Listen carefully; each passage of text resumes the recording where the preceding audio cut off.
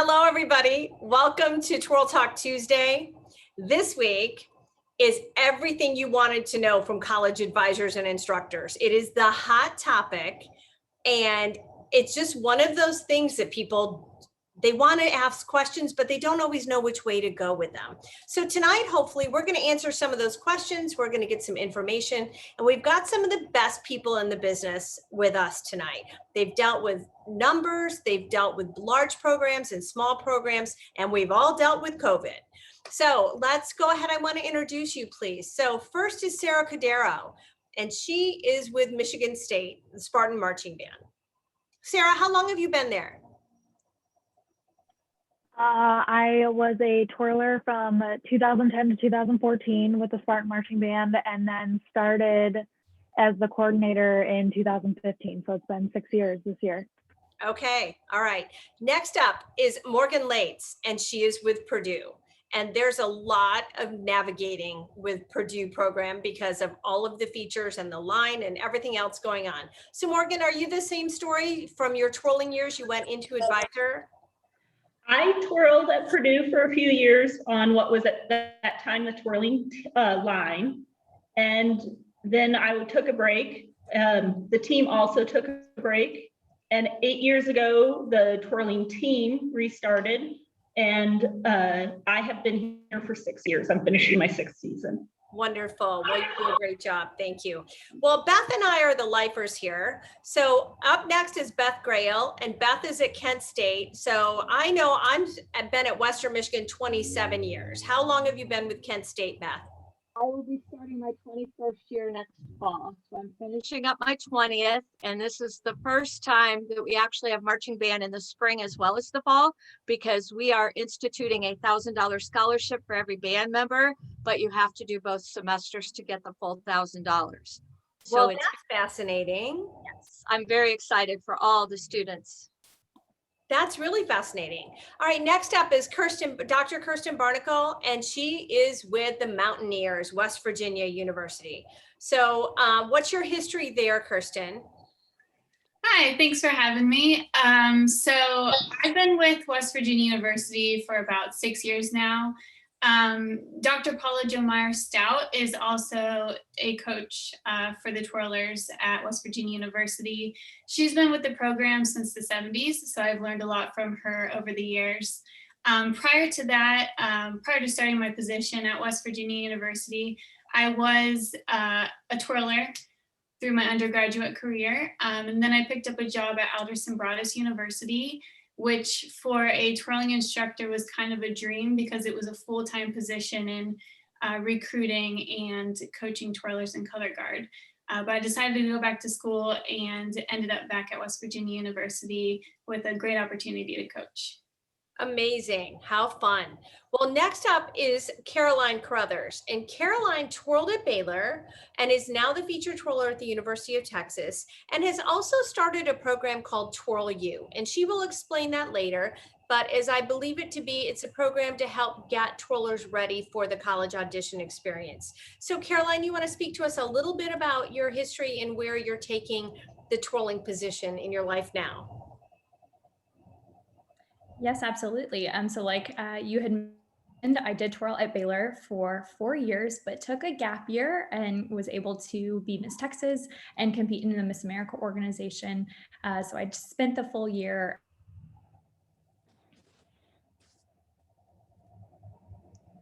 Caroline's connection is a little bit. Took a year state, and then afterwards, oh no, okay, I know we're turning off Wi-Fi on everything. So, but now I had the opportunity to get my master's right away, and the twirling position was open. And so I thought, okay, why not? I'm going to give it a try. Very different than Baylor because I got to twirl with multiple twirlers there. I'm the only one at UT.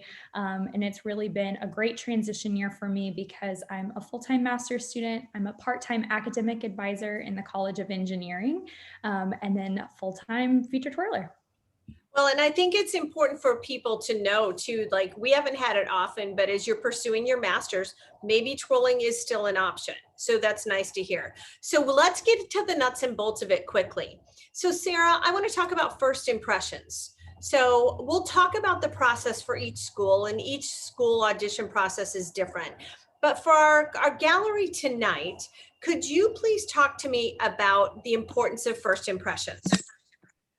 Yeah, absolutely. I think you never get a second first impression. And it is so important to always come off as professional. You want to remember that when you're getting ready to audition or even think about auditioning at a college or university that you're interested in, it's very important to come off as almost like a business interview.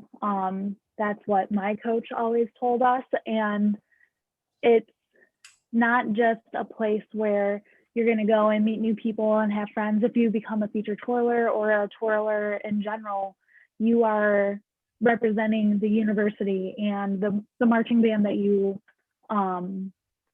going to be twirling for.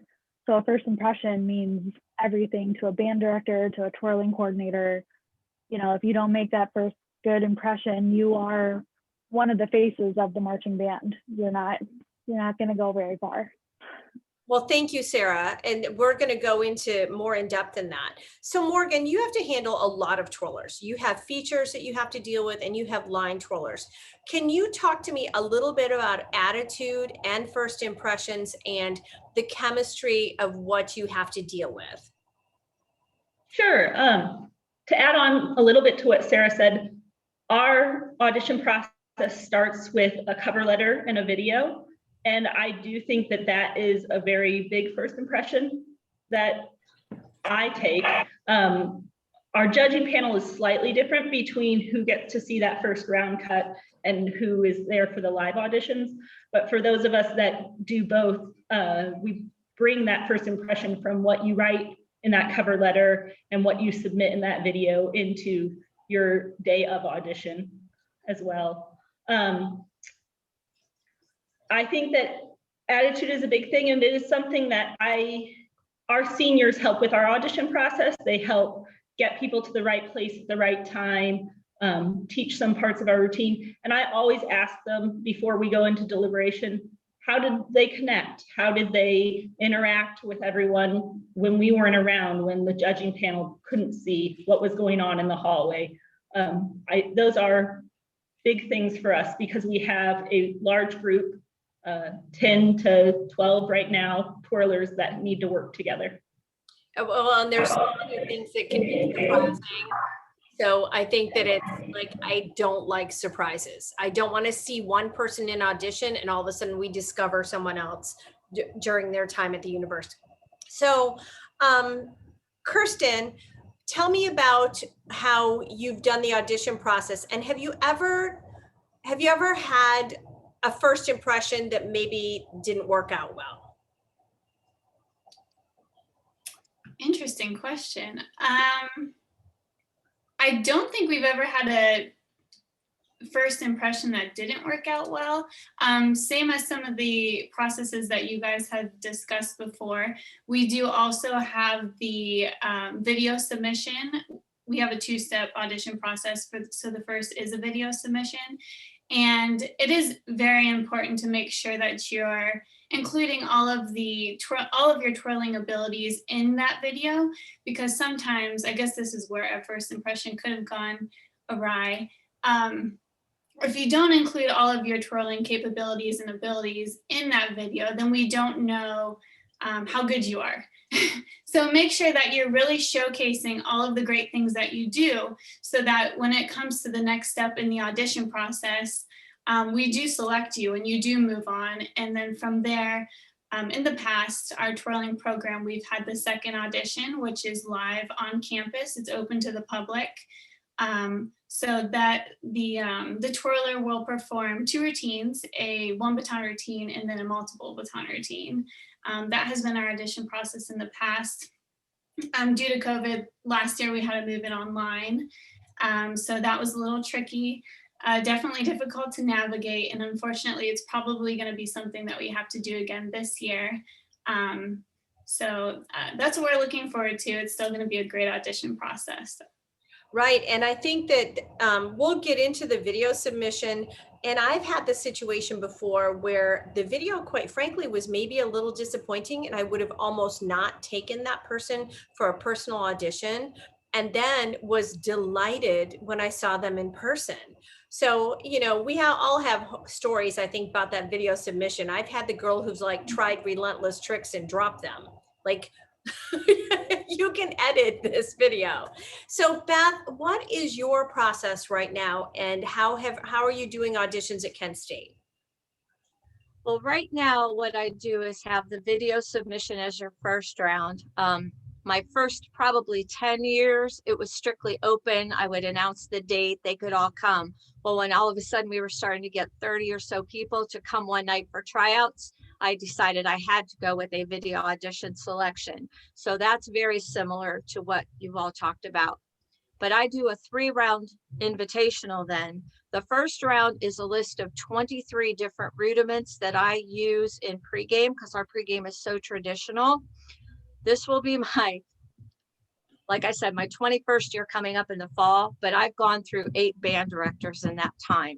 The one we have now is absolutely fantastic. Even though we went through COVID with him, I can just tell that he appreciates twirling. He came from the University of Wisconsin, so I was a little worried because he had also been at Ohio State, and we all know that neither one of those schools have twirlers. So I panicked a little bit, but it all worked out well. My 23 rudiments are 1 baton, 2 baton, and 3 baton tricks, like I said, that I utilize in pregame. If the band director chooses not to use one of our songs, then that multiple baton stuff will go in our first show. Then I have a round of a 2 to 3 minute individual routine to your own music that you can do whatever you'd like except for fire baton. And then we do an impromptu round, because there are times where we do a show every game, and if we have back-to-back home games, then they need to learn things very quickly. We only have 3 practices a week that last for 2 hours. So I like to see how quickly they catch on and or learn something or make up something themselves. So that's how we use ours. Well, wonderful. And I think it is really different to each university, whether they have a person there who is the choreographer or whether they have to come up with their own material. So Sarah, let's go ahead and let's kind of do a lightning round going around. How much material do your twirlers have to come up with on their own? So our March to the Stadium, which is also called our series, is actually the original to the first twirler at Michigan State, Beth Hoffman.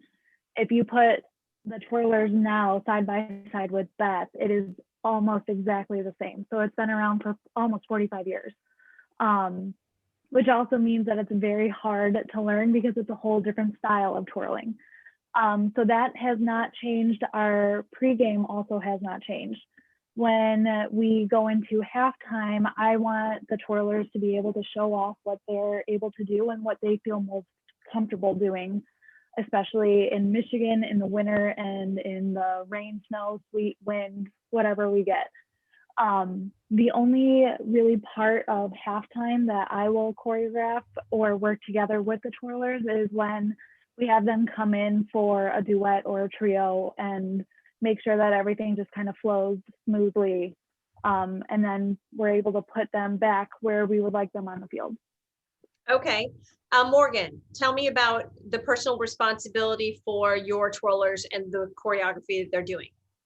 All right. Well, we have a lot of different twirlers. All of our features, including the Silver Twins, make up their routines, marching routines, pregame, halftime, every week. It's pregame stays the same throughout the season, but their halftime routine is new every week. And there is one part of pregame which is traditional, like Sarah talked about, something that's been passed down. All of the twirlers do it together. They march across the field in a majorette style, and they make up that. The team is mostly made up by the captains. They make up the fight songs and those things, but we do rotate and allow everyone on the team who wants to choreograph throughout the year, because we treat it as a growing process for those who want to come up and grow to be captains. I do a little bit, not very much, mostly cleaning, but I will step in when they need it. And then we try to compete every other year at AYOP and every 4 years down in Twirlmania. And we have used Mary Beth Cox and Missy Townsend as guest choreographers for that. to help mesh our twirling style between the solos and our team. Okay, that's great. For that opportunity that's out there too.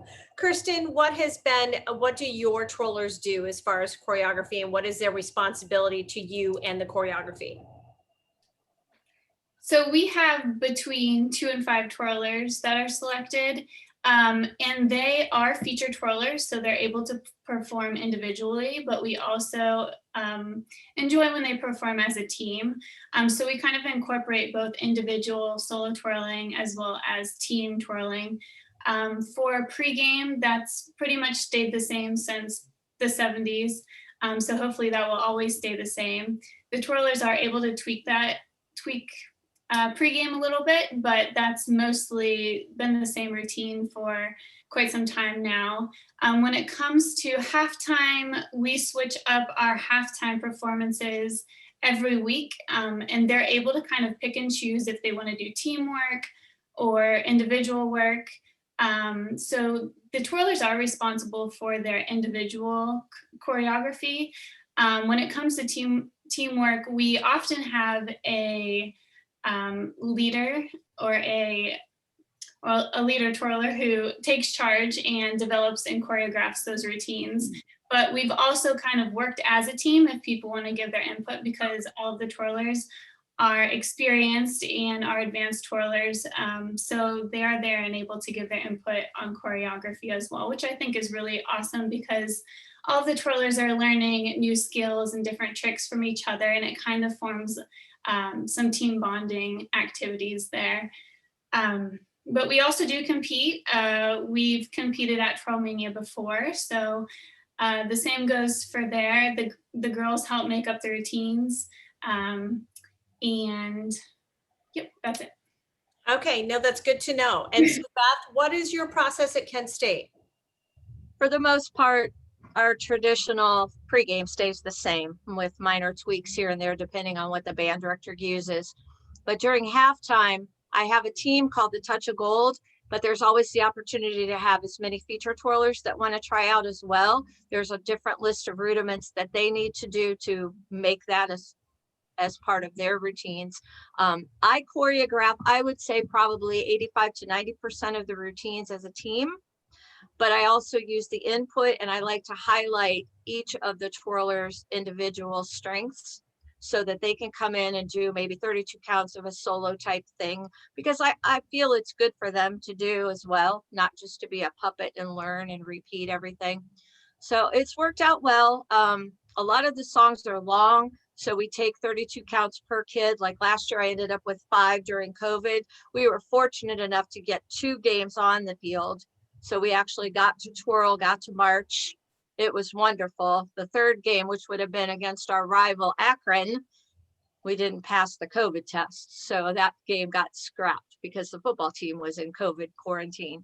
But the girls, I think, like to help into it. And I like to have that as well, which is why I use that impromptu routine as part of auditions, because it really helps. Good thought. I think the thing that's surprising for people auditioning is, number one, that most pre-games are traditional, and the amount of content you have to learn at band camp is huge. And once you have it, that's great, but that's huge. And then the speed at which you learn things, and we count on it. And it's that whole rule of like, the busier you are, and you're just better at it all the time.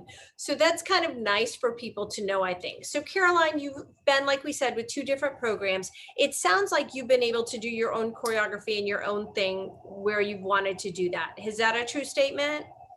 For the most part, my experience at Baylor sounds very similar to West Virginia in the sense that there are things like the fight song that typically don't change. There are a few tricks here and there that are fairly interchangeable depending on the twirlers that are currently there, whether it's a toss cartwheel, toss double, toss, those little things can change. But besides that, there's also just a couple songs that it's preferred to do multiple baton because it might be a little bit slower. So it's a good tempo for a 3 baton. So that's always strongly recommended. But again, it typically varies depending on the twirlers and the skills that are currently at Baylor.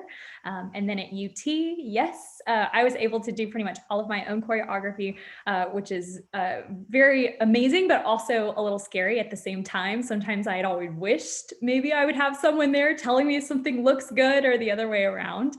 But the alumni were always very supportive with that. But it was nice to be able to have the flexibility to be able to highlight some of my strengths at the time.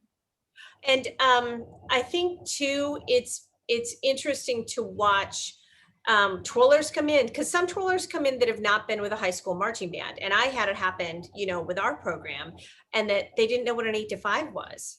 Well, that's a problem. And so if you don't come from a high school marching band program, I don't think it's necessarily a problem, because twirlers are traditionally fast learners, but you better fake it really quick. You better learn what a hash is, like the front hash and the back hash, and how you find the 22.5-yard line. So, because quite often, Sarah, are your twirlers written into the drill? I write them into the drill. So our band director will send out the full drill to myself, and then I put the little dots where the twirlers are going to be. And Morgan, do your twirlers have to read drill? For pregame, yes. And then I do what Sarah does for halftime. Okay, and Beth, are your twirlers written in drill? They're written into pregame. I prefer that they're not written into halftime, but I still have them use the UDB app and have the drill there, because a lot of times the people that write our drill have no clue what a twirler does. I'm sure you've gone through that as well.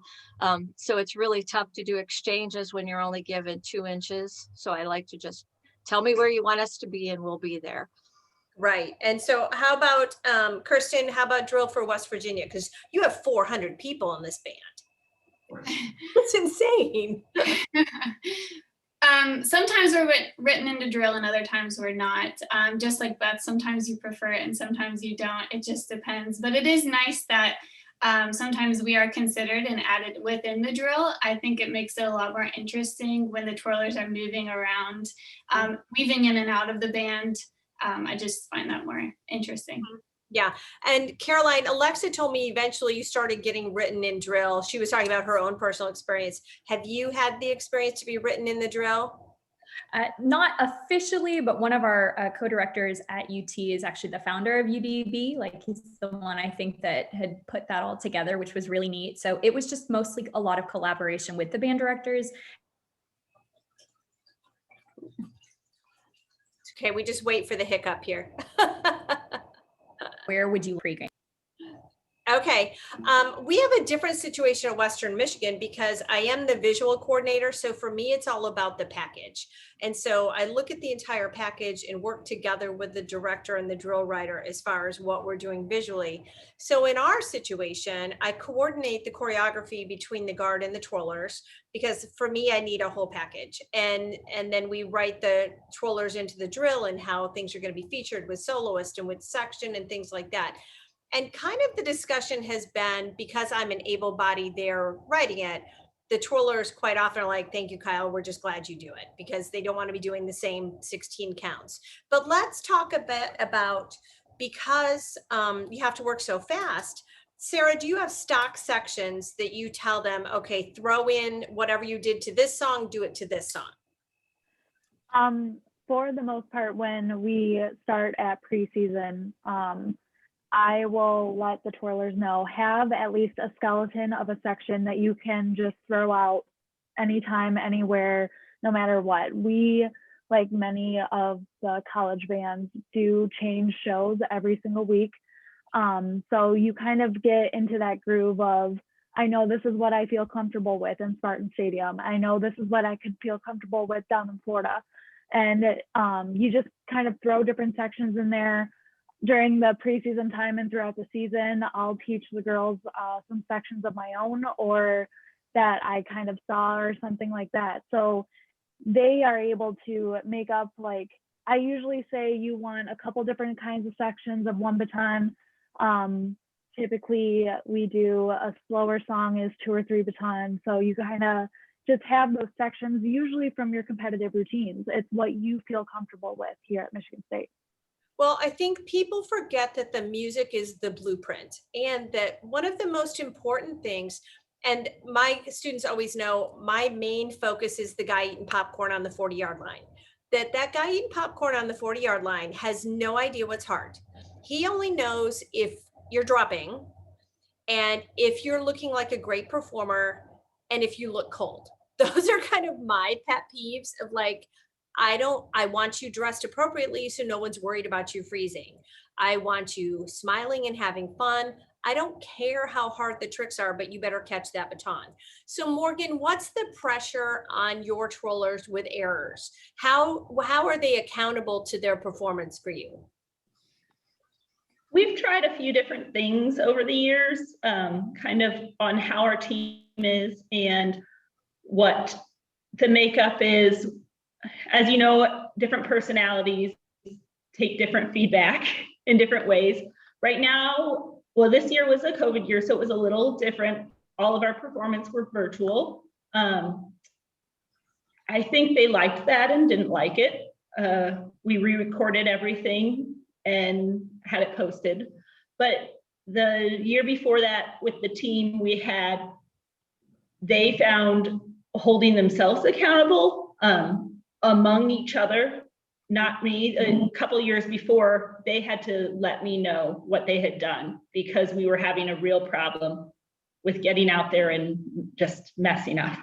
Ross 8 is a wind tunnel, and sometimes, especially freshmen, get in there and they think, I can do this. And they don't, no matter how many times you tell them, it's a wind tunnel, today's windy, you're going to have to cut everything down. They just want to go at it. And it takes a couple of times of throwing your baton. I remember the team threw it and 5 of the 6 batons went 2 steps forward and dropped straight down. And I just looked at them and I said, I told you should, for me, they are the leaders and they need to figure that out themselves as adults as they're working through that. And the team I have now finds themselves accountable and really works to hold each other to that. And I haven't had the problems I have in the past. Okay. I know one of the things always is, especially for freshmen coming in, we've got these twirlers that are high achievers and so they come in and they don't necessarily enjoy being the new guy on the block. And so I constantly reinforce to them, you don't know what you don't know. That the culture of marching band is so unique and so tailored to each university that, for our university, the importance of the apples and what you say when the apples are there, or just the fact that we perform in the round. These people will come in and they're like, they want to take charge and they're all of that. So I caution freshmen quite a bit of like, just spend your first year figuring out how it works. So Kirsten, how do you handle it at West Virginia? With freshmen coming in, what is kind of the learning process for them in the culture of your marching band? Yeah, there's definitely a big learning curve, especially when it comes to performances. I think the biggest thing is just making sure that you have a really good leader and working to train your leader for the next year. We've been fortunate the last couple of years, we've had a great leader and that makes all the difference. Somebody who has goals for the year, somebody who is driven, someone who is motivated, because I often see twirlers when they get to college, they think, I already have the position, why do I have to work hard? So having a leader to kind of uplift the whole entire team and make sure they're working every single day, making sure that they're also improving every single day is extremely important. And I think that leader will also help shape the first year students that are coming in. Also, I think it's important for the twirlers to be involved with the marching band. I know at West Virginia University, marching band is a course, so the twirlers have to follow the handbook given by the marching band and also have a separate guide or rules that they have to follow as they are kind of in these high visibility positions. But just making sure that they know that they're members of the band and to make sure that they form relationships with the other band members. I think that also makes all the difference. Oh, 100%. Band family. we are very driven by band family and the respect of the twirlers. And I kind of warn them, you will be the hardest working person on the field, that you don't get to just show up and have the sparkles, and you've got to be the hardest working person on the field. And we view our twirlers as part of senior staff. So anything that's addressed with field instructors and drum majors, they're part of that process too. So Caroline, can you speak to us a little bit about, because you've had this solo spot, how have you integrated yourself to be part of the band family and not have some piccolo in the back think you're the prima donna? What have you done to make sure that you're part of that family? Absolutely. Like you had mentioned, just going above and beyond from day one. If the band is out in the rain, you're out in the rain. It doesn't matter what the conditions are, but you're going to be there and you're also going to work extra hard. I know I found myself commonly at practices towards the end of practice, after we would play the fight song and everyone was dismissed. If I had a rough practice, I would go over and I would drill my tricks in the corner of the field, and not because people were watching, not so that people saw me, but because that's what I knew that I needed to do so I would look the best that I could be on the football field. And I knew for a fact too that, you know, a lot of the band members were practicing outside of just the time that they had. A lot of them were music majors, music education majors. This is going to be their whole life. And this is a big part of my life for the years now. And then another thing too is just never adopting that mindset that you are better than anybody else. Understanding and respecting that the band members have probably been playing their instruments for almost as long as I've probably been twirling a baton, and having that mutual respect from the very beginning is really helpful. It was a slightly different dynamic being a master's student with undergrad students, but even that, I mean, honestly, that transition was just as seamless because I had adopted that very similar mindset. And just going the extra effort when you're learning drill. If you have to cross through two trombone players, you know, to get to your next set, introduce yourself. Chances are they are going to be a lot more intimidated by you than the other way around. And so you just need to go up and say, hey, like, I'm Caroline, do y'all mind if I pass by, like, in between? And there were lots of little times in the section where, you know, band members were like, come stand in our circle or come stand over here. And it just became a really, really good thing. And also understanding you're not going to know every single person, especially at West Virginia. I'll have a 400-person band. UT has a very big band. You're not going to know every single person, and that's okay. But taking the time, especially when you have section leaders, if you're part of that, then you get the opportunity to meet a few members from each section in the band. Well, and the thing is that you may not know them, but they're certainly going to know you. And so we kind of have that policy in place that, like, if you're on a break, go, like, we kind of play a game that, like, okay, on a break, you have to go meet 3 new people and know their instrument and where they're from. And, you know, just to make those efforts. But also when you hear a great note out of a trumpet, then tell them, oh my gosh, that was amazing. And so I think it's just building that mutual respect and part of the family. So Beth, talk to me a little bit about behavior expectations, that they're walking around campus with Kent State, you know, twirler, and they're very visible. Do you have a code of conduct? What are your behavior expectations for your twirlers? We do have a code of conduct. This past year with COVID, every section had a place outside, like we were never allowed to go into the buildings. And you know how weather is up here. I did not enforce the contract that I usually have them sign, but as soon as I get their information before tryouts, which here's an idea for all of you that are listening, come up with a really good email address. Don't come in with I'm hottie toddy Mary cutie pie whatever.com. Come up with a very professional one when you want to have things sent back to you from any college, whether it's the twirling or your scholastic part as well. But we do have a contract. I check their social media. I tell them they are the icing on the cake. If there was no cake, they would have no place. I think the guard instructor does the same as well. But I expect them to be at a high level of how they control themselves, conduct themselves, behave themselves on social media, etc. Because if there's anything that comes up, and that's part of the band handbook as well, they're done. And I hate to see that happen. And in my 21 years almost, we've only lost one person. So that to me is very good. That's amazing. Well, I think something else that's important is, first of all of us are probably this, that you need to be responsible for your resume and don't overinflate your resume, because the minute I get a name, I'm Googling you. Like, I will Google you instantly. And if you've inflated your resume, then I know it. Or if you have no presence as far as any of the organizations and know, then I am going to know that.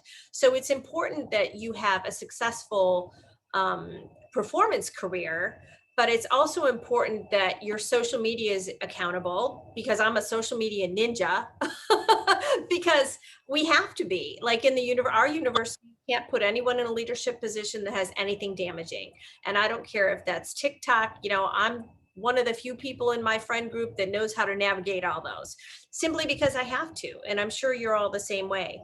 The other thing is, talk to me about parents. I quite often get a message from a parent and then I respond back, because these kids will be 18 and legally I can't communicate with the parent.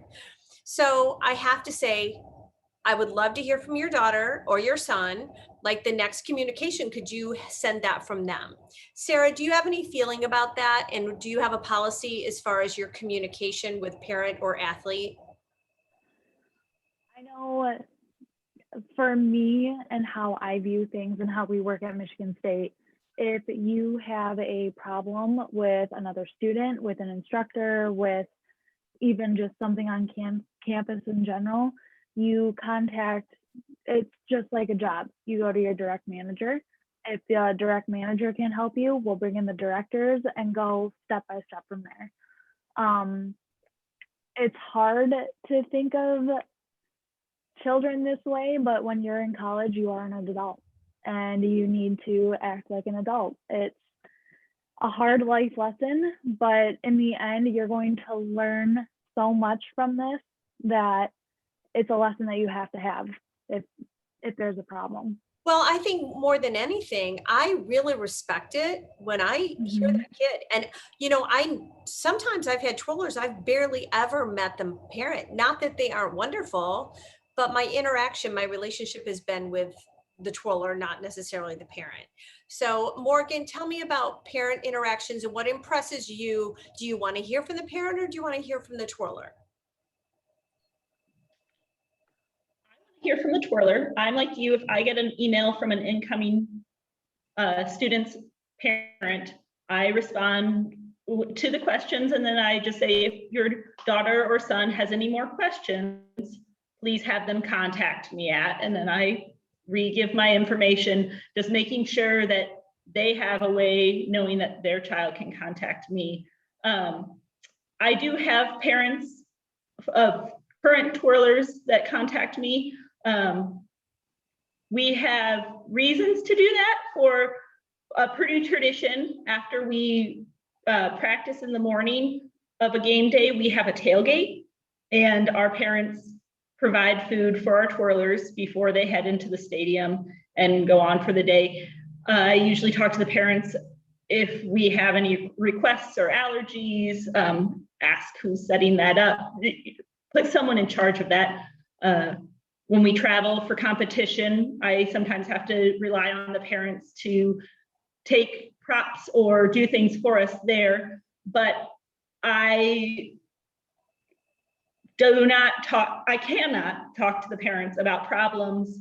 I will respond back with, you need to talk to your daughter, they can talk to me, but that's about all I can say because of FERPA. Yeah, and I think that's surprising. They don't realize that. Kirsten, tell me about the interaction with parent and performer for you at West Virginia. I haven't seen much of that through email for the audition process. I just haven't seen many parents email me. It is very impressive though, that if you yourself send the email and you have all your attachments lined up and your resume and your cover letter. One thing that I do see is sometimes emails aren't professionally written. So make sure that you maybe just Google how to professionally write an email, and make sure you have your greetings, and make sure you have different paragraphs, and make sure you're signing off with all of your contact information. That's extremely important. I sometimes see a lot of hey, exclamation point, very informal emails. I think it's more impressive if you're doing a formal email. So make sure you're looking that up. When it comes to parents, I would love to meet your parents at a football game, but hopefully they're not sending me emails about your course or auditions. We definitely want to hear directly from the twirler. I think that's very impressive when the twirler reaches out. Well, I think what's sometimes testimony to it is like, that first band meeting in the lecture hall, and then there's that random parent out in the hallway, and you just feel badly for that kid that's that one lone parent hanging out there. So, you don't know until you know. And so it's just kind of nice to have like, trust your child, trust the training, they're taking off for college and they're going to be okay. I think, yes, sorry, go Kyle, ahead. I just have one more thing. The other thing that is very important to me is that the twirlers that I have, current and past, know that I am there to support them and to guide them through this process. So when they first start at Michigan State, we sit down as a team and I say, I treat you guys as I am your coach. I'm here to support you. I'm here to guide you through this. If you have any problems, if you have any questions, please just come to me first. Don't go above my head. If it's a problem with me, I would rather know, so then we can work together on a solution together. And it builds that trust a little bit too. Well, it sounds like with all of you that it's there's a chain of command, and that also that quite often all of you are that soft place to fall. That, if there's a problem with grades, if there's a problem with a situation outside of band, and Lord knows we probably have all had to deal with all those, I've taken a kid to an emergency run to a store because there was no one else. I think that we're just those people who do that. So I want to give Caroline the chance to talk about her program, and I want to open the gallery to questions. So before we open to questions, Caroline, can you give us a brief rundown of what Twirl U is and what services you're offering? Of course, you did a great job explaining it at the very beginning, but essentially it is a package of resources and efforts on my part to help make sure that you are presented in the best way possible when you do make a first impression, whether that's via email or that's in person with a twirling sponsor or a band director. So we start initially with that paperwork, and we help put together a resume that is catered towards twirling, but you have to know your audience. A band director is not going to understand Miss Southwest pageant modeling, whatever, like they don't know that kind of stuff. And so we help craft that to where it's going to be attractive to both a twirling sponsor and a band director who may not know anything about baton twirling. We also review things like email etiquette, a cover letter. So I will personally help you write and edit and that kind of thing, that type of information. Also audition materials like a video.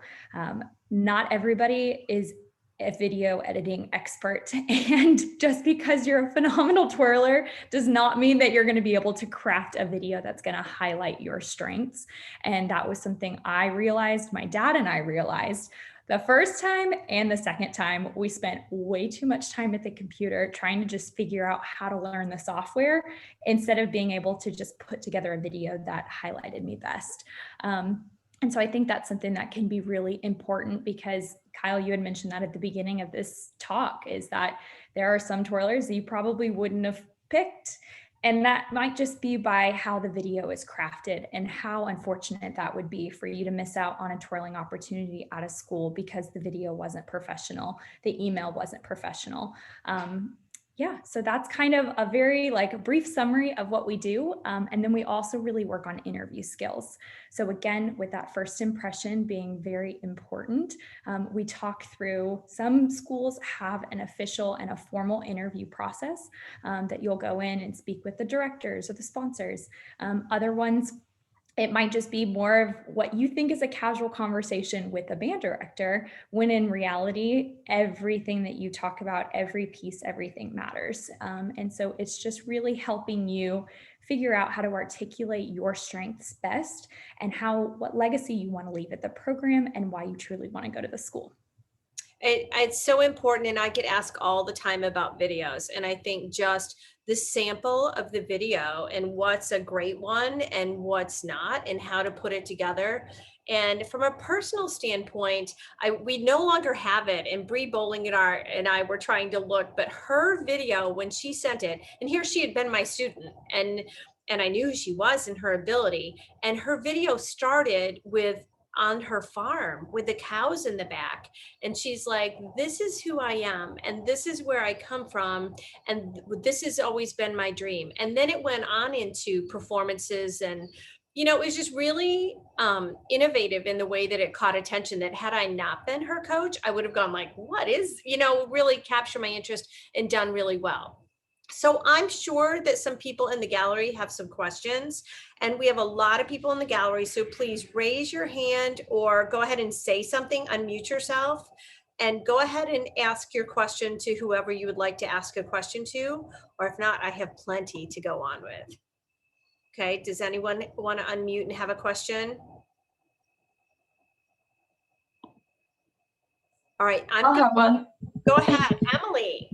What does the practice schedule look like at each of the schools, like in general? Really good question. Really good question. Let's go ahead and kind of go in the order I've been going in. Sarah, MSU. So Michigan State, it is like West Virginia. It is a class. We practice every Monday through Friday from 4:30 to 6 p.m. Typically, when you're going into your freshman orientation, you say, I'm in the Spartan marching band. We have class from this time. So we try to work with your other class schedules as well. Obviously, you're there for school, and that is the most important thing. If you do have a class that goes at the same time. And on Mondays as well, we have another little segment of band from 6 to 8 o'clock to go over film from the previous game and work on music, and we'll work on our routines and drill and everything like that. Okay, Morgan, what's Purdue schedule like? Purdue is also a class, both fall and spring. In the fall, we practice with the band Monday through Friday, 3:30 to 5:30. And then an all-day Saturday commitment for game days. In the spring, we practice 2 nights a week, 2 hours, Tuesday and Thursday. We also perform in the fall at soccer games and then volleyball games, not everyone, but a select few. And then in the spring, we perform at men's and women's basketball, occasionally wrestling, and then baseball. Okay, Kirsten, what do you like? In the fall, we are a class with the marching band. So we are on the field practicing 4 days out of the week, 2 hours each day, pretty much all Saturdays with game day, a 3-hour practice before game day. In the spring, we often do a twirler for a day, some performances at basketball games, and then some competitions. Okay, Beth, what is the time commitment for Kent State? For Kent State in the fall, it's Monday, Wednesday, Friday from 3:20 to 5:15. It is a course credit for yourselves, along with, like I told you, that $1,000 scholarship last year and this upcoming year for certain. I do run a twirler for a day, but I do mine during basketball season, so I don't have to worry about weather, travel, that kind of stuff. We would have had our 8th one this year, but that's going to have to hold off till next year, I hope. We do perform at some basketball games, and in the past I have taken them to Twirlmania, but we haven't done that in a while because either the kids can't get out of classes or we just don't have the funds to go. Okay, and Caroline, what has been your time commitment between the two universities? Yes, very similar to what everyone has mentioned. At Baylor, it's Monday, Wednesday, Friday from 4 to 6. And then at UT, and then same thing, pretty much all day Saturday. You report between 5 and 6 hours before kickoff time. And then at UT, it's Monday, Tuesday, Thursday from 6:30 to 8:30. On Mondays, we're actually able to practice in the indoor football facility. On Tuesday, Thursdays, we're able to practice in DKR Stadium, which is pretty amazing. So that is something that I found was very unique for UT, but such a blessing because it's so nice to actually be able to help mimic your practice with your performance when you're practicing in the real deal. So That's amazing. It was great. We're spoiled for sure. And then we had a fairly new twirler for a day implemented during football season. It's kind of just like a camp the day after a game. And then also another one for basketball season as well. Okay, and at Western Michigan, it's a class, 2 hours a day. Game days are long. And it's interesting because you have so many students that will sometimes say, well, I don't have time. Like, I'm going to try my freshman year and just get settled in college first. And it's like, no, the minute you decide not to do it, then you'll build your life without it. And whatever we want to make time for, we make time for. And I know, at least from the discussion of our students, is that in the winter when they don't have band, they really wish they did, because they're so much more productive when they know they have to be productive. I'm going to keep the gallery open. If someone can jump in if you would like to, or raise your hand if you have a question. But I want to talk a little bit about the uniqueness of college marching band. In that, what I always say to our students is, you are the product that is of everything that has come before you, that you get to carry on everything that has come before you, and then you are part of everything that comes after. So our alumni come back and are so proud, simply because they were part of the program. And it feels like in high school sometimes the seniors come back and go like, oh, like we were better than that. I don't find that in college. I find in college, like, everyone wants success and everyone is so proud of the legacy. And that's when you know you're part of a good program and that you want to be part of the fabric of that program. Even this year with COVID, those kids who stayed and kept their chins up and did it, they did something no one else has done. And I think that the future is going to look really bright because of it. And all of you that have gone through your things in your school and looking to the future, again, another incredible reason to be proud of this time and what you've been able to do, because no one else has done that before you. No one has. So I think we look at our band programs and we're going to see the reflection of this in the next year. Does anyone else have a question? I think on that point, really quick, that's one point that we really address in interview is, how are you going to be able to leave the program better than you found it? And what is going to be your legacy at the school? So that's always a question that you can start thinking about now as a high school student, as you're kind of starting to enter that college audition process. No, that's totally true. And like, are you going to establish a scholarship? Like, what are you going to do to make it easier for the twirlers that come after you? And I think what's also fun is that I would guarantee at every one of your universities, your president knows your twirlers. Now, they may not be able to speak to them and know the name, but if they pass them, they know their twirlers and they want to be proud of them. So I think how unique is that there are very few other positions in the university. Like for Troy, my male twirler at Western, he's 6 foot everything and so noticeable that he works in Target, and people come in all the time. They're like, aren't you the featured twirler at Western? And that accountability and responsibility is so huge. And it just really reinforces, he's not just a natural, he's very humble. And so for me to really get him to embrace the importance of what he does is just, that reinforces it, that like, you're going to walk around and people know who you are. So that's super important. Is Anne Marie, do you have a question? Your hand is up, but I like seeing your hand up. Your little wavy hand on your Zoom call. Okay, so let's talk about when someone reaches out to you, what is the process then? So what is your process right now, Beth? So I'm going to be a junior in high school. I'm going to be a senior next year. What should I be doing to get ready for your university? Well, we always have our packet online and I try and update it at the end of football season, but I encourage anyone, we usually have a high school band day where you can come individually. It doesn't have to be your whole band that comes, but I encourage anyone in high school that is thinking about twirling to just contact me. I can get you into the game. You can sit there through the whole process of Saturdays. It's an all-day event, which I didn't say before, but the MAC, which Kyle and I are both in, once it comes to November, we have night games. So if you have a class during that time, you're excused from that class, but you want to make sure you let your professor know right from day one that you're going to be missing a class. That won't be a long event, but even I've had people come out on the evening games and they'll sit and they'll go through the whole process with us of practice. We get fed before the games. They sit with us during the games. And it just gives you kind of a feeling of what it would be like if you chose to come to our school or any school. I don't know what your other schools have, if they can get in or not, but Kent's pretty lenient as far as getting you in with the band to come and visit. Well, Sarah, I think you have a nice process with Michigan State with the visitors that get to come.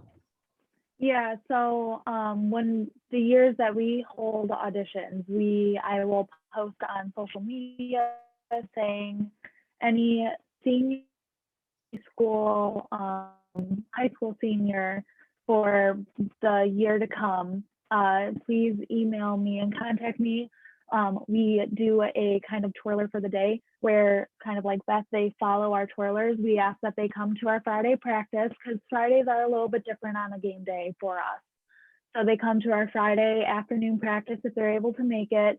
And then we start with the band early. If it's a noon kickoff, early at 7 o'clock in the morning on the field. Difference between a Friday night practice and a game day practice. I take them up on the tower so they can see how the twirlers are incorporated throughout the drill. They go with the twirlers then to tailgate and are able to then kind of walk around campus before game time. We meet on Adams Field at Michigan State before our march over to the stadium. And that's where they get their passes for the day. They march they walk next to the twirlers with me, get to see our series, go through the tunnel, watch pregame from the sideline, watch halftime and postgame from the sideline, and then end with our march back to Dem Hall. And that's where I ask if they have any questions or, hopefully they're interested in Michigan State after that. We try to get it in warmer games because nobody wants to come to Michigan in November, but Well, it's memory building. It's memory making. There's a little bit of a martyr, like all of us have gone like, yeah, we've been out there when it's been 3 feet of snow. But let's talk briefly, because number one, it's an education. And you can't I'm not a believer in picking a college for the twirling spot. I think you have to pick the college based on the education. And so most importantly, you may not be committed to a major, but you need to be committed to the school. So you have to look at the school, I think, and I'm going to ask all of you, based on would I still go here if I didn't twirl? And because you have to be happy there, regardless of what's happening. We look at this season, nobody was twirling on a field hardly at all. So Morgan, what's your feeling about the education aspect of Purdue, and how do you reinforce that to your students that get your education first, the twirling spot is a bonus? We really focus on education. Both our fall and spring practices are a class, but we, especially in the spring, see a lot of people that need to miss for exams. It's a night class. At Purdue, you have a lot of night exams. So we excuse those. We make sure that is your number one priority. We also try to connect not only within the twirlers, but the auxiliaries. So the Gold Duster dance team and our Golden Silks color guard on majors, you know, hey, oh, you're going to be in this. I know a sophomore on the dance team. We need to connect you so that you have someone that you know going up. But I agree with you that coming to campus before and walking around and seeing if it is a place you want to be, because you know when you get on a college campus, if it's somewhere you can spend your next 4 years or more. It scares me a little bit when I hear twirlers picking their university based on the twirling spot, because a couple of us came out of school with different majors, but wound up with twirling careers, but that's not very often. And so I think communication is so key. And I'm hearing it from all of you that, you know, talented people will be involved in a lot of things. And so we have class conflicts and we wait and see like what can work and what cannot work. And those night games, and it's all about the communication. Like one of our twirlers this year has a summer abroad experience that was going to intersect with band camp. Well, she didn't even have a normal band camp last year. So for her to miss again would have really put it behind, but all it took was communication. Let's talk to the Spanish program. Can you go ahead and come home early for band camp? So Kirsten, could you please tell us about the education at West Virginia and how do you emphasize that and work together with departments? Yeah, well, first though, I love education. I got my PhD in higher education. So I'm all about and all for the twirlers excelling in their academic programs. And furthermore, because I work for the university full-time, I can help with some of the resources, internships, programs, what majors are awesome at WVU, those sorts of things. Something that our current twirlers or the twirlers last year were going through, some of my first year twirlers are actually rooming together next year, and they're in the same academic program. So I think that's really awesome that not only are they there to support each other through the marching band season, but they're also there spring semester, helping each other out with their academics. So I think that's amazing. I think another thing to consider as well are scholarships, and we did talk a little bit about that. But although twirling scholarships are kind of sparse right now, I think it's really important to talk with the advisor, reach out to the advisor, because I think twirling programs are really starting to gear up their scholarships because it is important, and the twirlers deserve a scholarship just like marching band members, just like athletic programs. So even at West Virginia University, we are just starting to gear up our scholarship process by doing some of our Twirler for a Day events that our alumni helped organize, and even some of the parents helped organize. We were able to raise some scholarship money for that.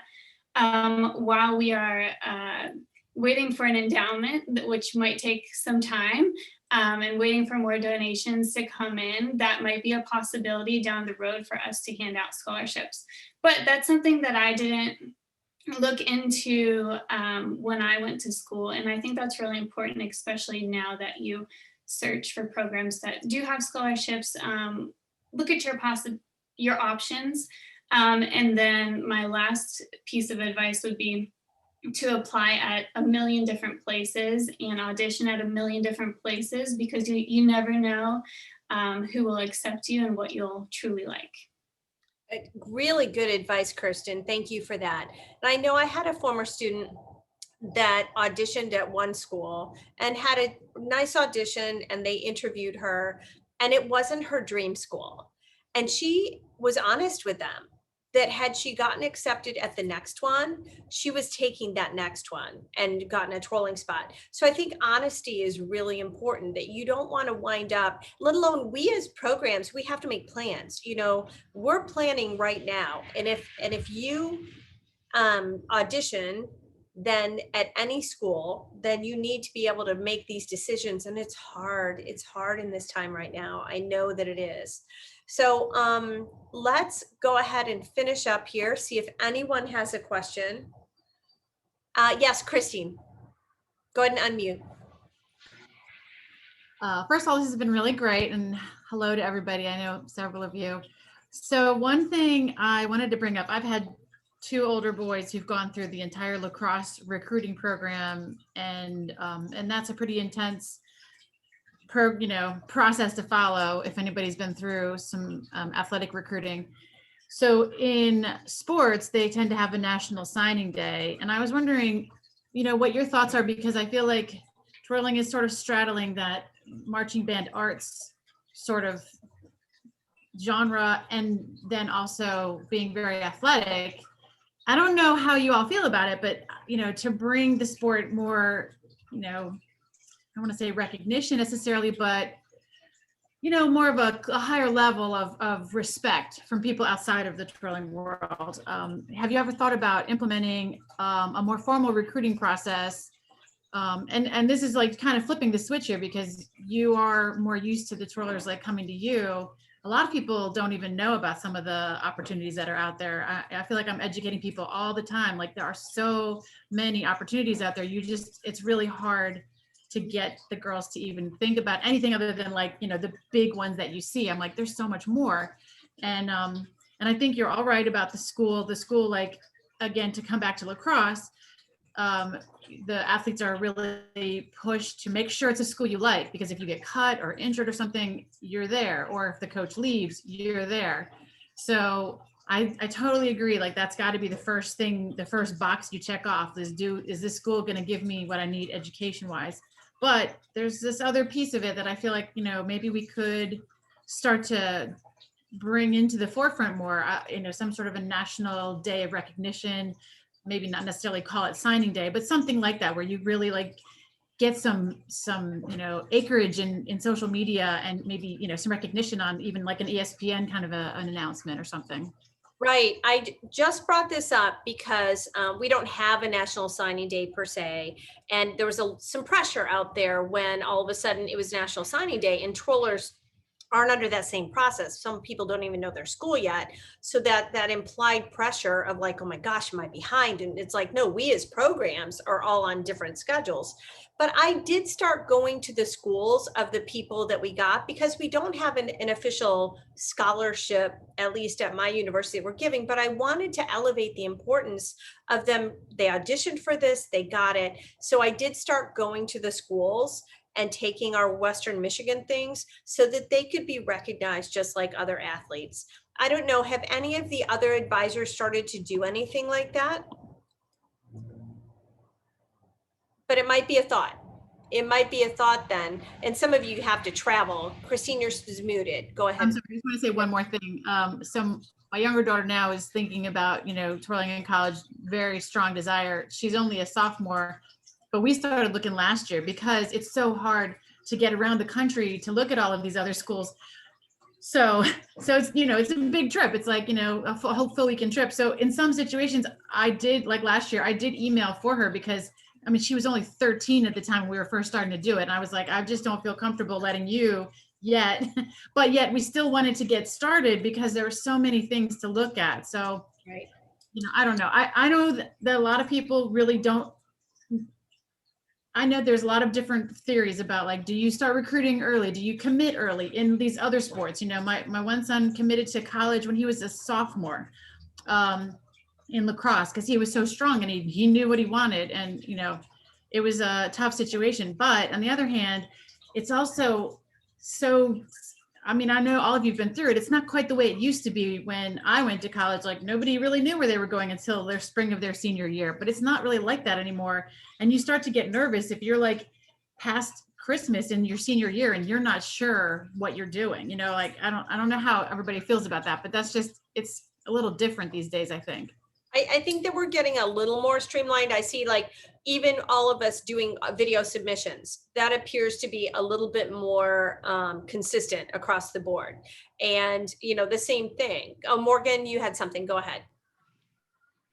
I was going to say, since we are not part of the athletic department, we have to wait for our students to be admitted into Purdue before they can try out. And admittance doesn't come back until mid-January. So that's why our tryouts aren't until later. And we had everyone retry out every year. No position is held for 4 years. So it would be really hard for us to recruit someone, but then they have to come to tryouts. And then what if they don't get that spot because someone else comes who we didn't recruit? Yeah, I mean, not to cut you off, but that happens with the other sports too. Like, even though you sign, you still have to, finish academically, stay strong athletically, and there's still that opportunity to get knocked off. So anyway, I know what you're saying. I can't audition anyone that hasn't been admitted. Sarah, Yeah, we're not able to as well. We can get video submissions earlier, right, for to do live callbacks, but we actually do our auditions before even the rest of the band, before the drum line, the horn line, and the color guard and Big Ten. right. So it's Michigan State, except for this year, is usually pretty good at basketball, and we have to work around March Madness. Otherwise, our directors aren't going to be able to be there. So our auditions are always usually after March Madness. So then we're getting into April and we're getting into then finals and stuff like that. So we try to work around that as best as possible.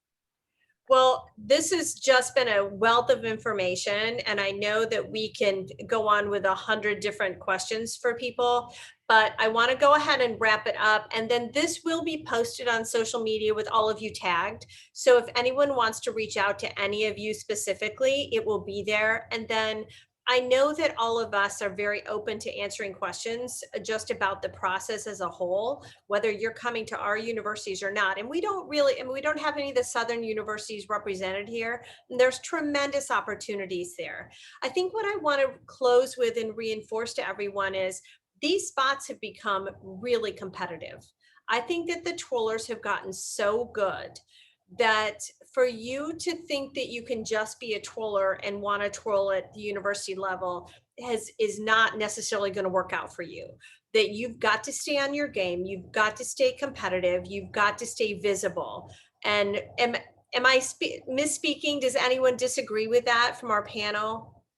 That I think that we're looking at have you been competitive? Have you kept your skills up? Have you kept your resume building? And be a great student, be a great human. We want to be proud of you. And I think that that's one of the biggest things is that, I want to be proud of you and I want you to succeed. And pretty much that's what I hear from everyone on this panel, because you've got great programs, you've got great representatives for your university, and I know that your community has got to be thrilled with you. So thank you all for coming on tonight. You're a wealth of information. I'm proud to know all of you. And twirlers, keep it up. Keep doing great things, because very few people are coming to a gym to watch us, but they're going to see you 120,000 people at a time or 75,000 people at a time when we get to go back to football. As soon as we get to go back. So thank you all. Have a tremendous night. Have a great season. Fingers crossed, we're going to see each other at football in the fall. Thanks, everyone.